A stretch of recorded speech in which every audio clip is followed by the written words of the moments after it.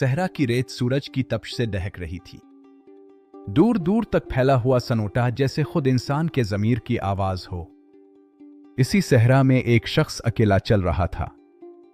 इसके कदम भारी थे, जैसे हर कदम के साथ उसके माजी का बोझ उसके कंधों पर आ पड़ता हो। वो जब भी राकुत्ता, इसके जहन में पुराने मंजर उभर आते। चोरी के वो दिन जब इसने दूसरों के हक पर हाथ डाला, झूठ के वो लम्हे जब इसकी जुबान सच से खाली थी, शराब के नशे में गुजरने वाली रातें जिन्होंने इसकी अक्ल और रूह दोनों को धुंधला दिया, और बदकारी के वो गुनाह जिन्होंने इसके दिल को अंदर से खोखला कर दिया था।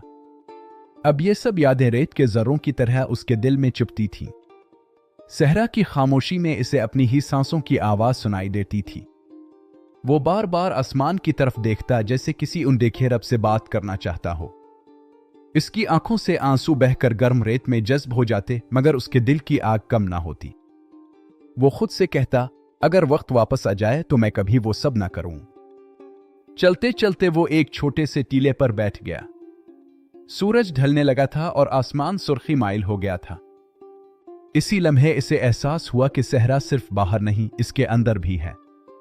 एक ऐसा सहरा जो गुनाहों ने बना दिया था। मगर इसी एहसास के साथ एक हल्की सी उम्मीद भी जागी। अगर दिल में पछतावा है तो शायद रास्ता अभी खत्म नहीं हुआ। इसने रेत पर झुक कर अपने हाथ रखे और आहिस्ता आवाज में कहा, ए मेरे रब, मैं खताकार हूं मगर खाली हाथ नहीं। मेरे पास नदामत है, तौबा है। सहरा वहीं था, तन्हा और वसी, मगर उसके दिल में पहली बार सुकून की एक ठंडी लहर दौड़ गई। इसे लगा जैसे अंधेरे के बाद कहीं ना कहीं रोशनी जरूर होगी।